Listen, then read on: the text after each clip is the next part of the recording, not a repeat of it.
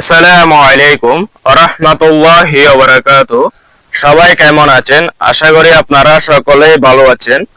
প্রিয় দর্শকবৃন্দ, আজকে চলে আসলাম মির্জার বাজার।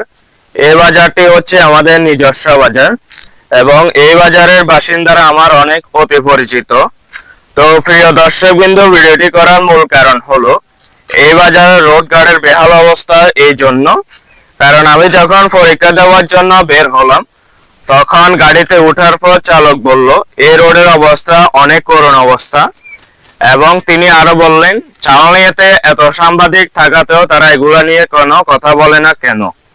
প্রিয় দর্শকবৃন্দ, আমি কিন্তু কোনো সাংবাদিক না, তারপরও আমার যতটুকু বলা দরকার আমি ততটুকুই আপনাদের মাঝে তুলে ধরেছি। দর্শকবৃন্দ, আপনারা সবাই ভিডিওর মাঝে খেয়াল করুন গর্তগুলো রোডের। এই রোডের গর্তগুলোর অবস্থা অনেক খারাপ হয়ে গিয়েছে।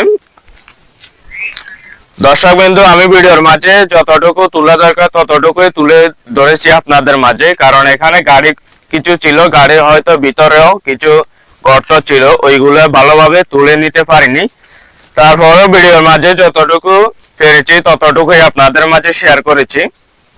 দর্শকবৃন্দু, আমি সামনে আগাচ্ছি, ওইখানে গর্ত আরো কিছু আছে এবং এখানের গর্তগুলো আপনার ইট দিয়ে সংস্করণ করা হয়েছে। কিছু গর্ত কিন্তু ইট থাকতেছে না, কারণ এখানে আরো ভালোভাবে সংস্করণ করা দরকার। দর্শকবৃন্দ, দেখুন আপনারা ভালোভাবে ভিডিওর মাঝে খেয়াল করুন।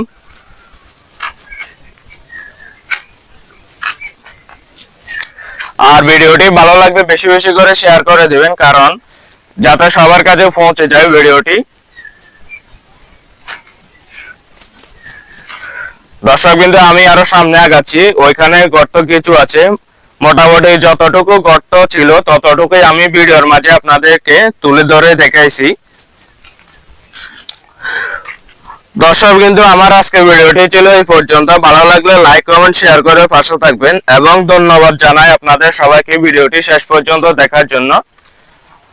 সবাই ভালো থাকবেন, সুস্থ থাকবেন। আল্লাহ হাফেজ।